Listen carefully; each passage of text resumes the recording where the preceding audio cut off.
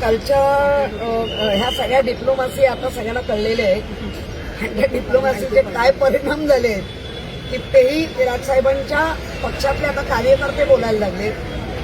भरत भेट होती का असं कार्यकर्ते म्हणतायत. आमच्या मुख्य प्रमुखाच्या मुलाला पाडण्यामध्ये याचा मोठा हात असताना सुद्धा हे कशी काय भरत भेट होऊ शकते असं त्यांच्या कार्यकर्त्यांमध्ये कुजबूज आहे. आजही ते आता तिथे बोलत होते.